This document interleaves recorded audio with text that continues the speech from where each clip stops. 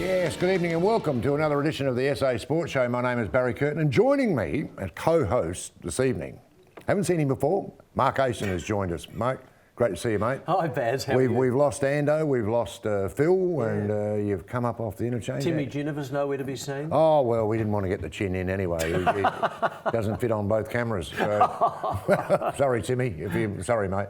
How you been, mate? Good. How you going? Yeah, I've been really good. A bit disappointed with the AFL Grand Final. I Yeah, guess I think it just we all wasn't are. close enough. But SANFL Grand Final was a good one, Beauty, which yeah. was great for the local competition. And you guys, Port Adelaide in the AFL, just chugging along, doing the right thing. Conversely, everything that Adelaide touches at the moment, unfortunately, turns to an issue for them. Yeah, it does, doesn't it? It's a bit of a surprise, isn't it? You know, I'm not sure about the Adelaide Footy Club with all what's going on there, with the reviews and all that sort of thing. And I think the punters are also a little bit they're a little bit perplexed by the whole thing. Yeah. Why are we doing this? Yeah. We only just missed out on the 8. We okay, didn't play the finals last year or whatever, but gee whiz, I mean, it just seems like a drastic move to me. Well, I think one of the problems, Baz, is they don't have a coach. And I know this has happened before, but they don't have a coach yet. They're making decisions about players at the moment without that coach. Yeah. And the people that, without being too specific, but the people who are making those decisions may not be there as a result of the review anyway. So I think that's a bit complex. And I also feel that a lot of the fans feel as though the club is not transparent enough and hasn't been transparent enough. So I guess in some ways their brand has been tarnished, and they've got a lot of work to do, both on the field and off the field.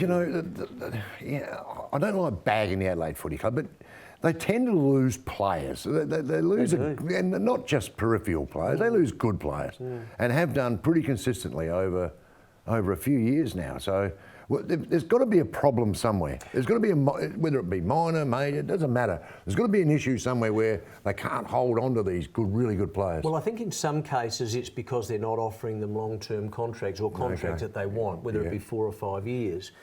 But I think the other issue, as hard as this is to say, but I think a lot of players simply want to go to Melbourne. They simply want to go to Melbourne. They feel as though that's where it's all happening.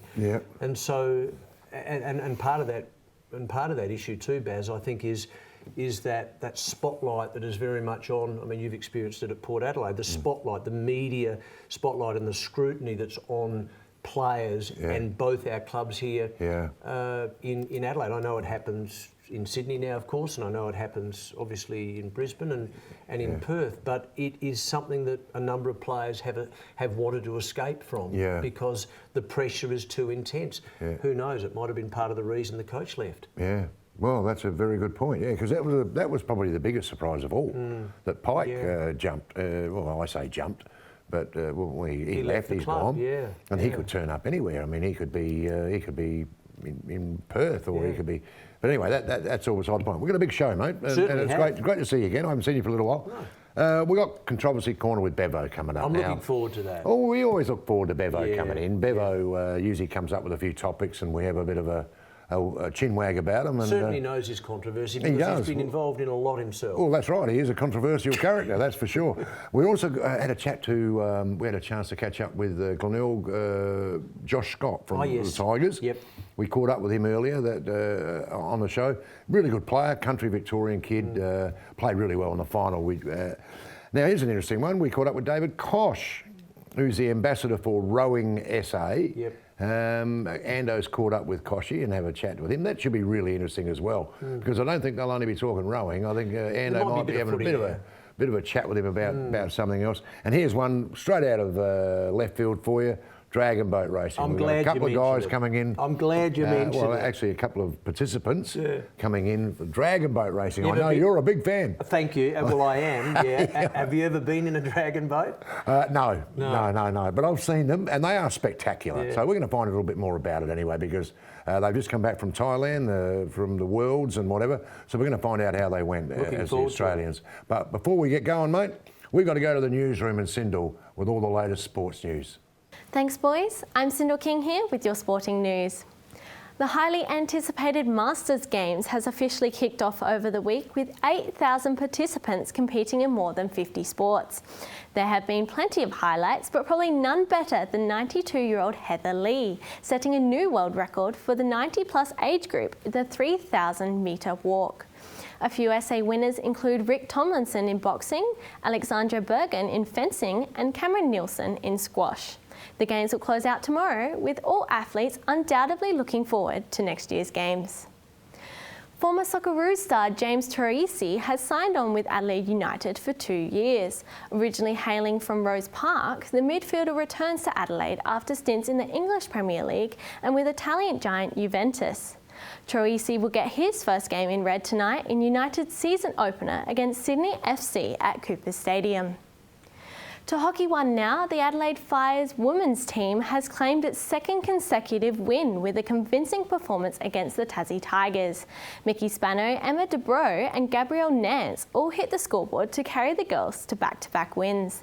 The men's team didn't get the results they were after, going down to the Tigers 5-1. Both teams will take on the Brisbane Blaze at the State Hockey Centre on Sunday. The SA Premier Cricket season officially hit off over the weekend, with the biggest South Aussie cricket stars coming out to play. A masterclass from Jake Lehmann saw East Torrens beat Adelaide University, with the Redback star smashing an astonishing unbeaten 188. Travis Head helped Teachers Gully snag a win against Northern District, while Adelaide, Port Adelaide, Woodville and Kensington also grabbed valuable wins. The second week of the season will kick off tomorrow morning. And still with cricket, Year 11 Henley High School student Darcy Brown has become the youngest ever cricketer, male or female, to be handed a contract to play for the Adelaide Strikers. Darcy will partake in the upcoming T20 WBBL season after being scouted for her incredibly quick bowling speed of 116 kilometres per hour. The young star signed a 3-year deal and will potentially make her debut in Adelaide's WBBL opener against the Renegades later this month.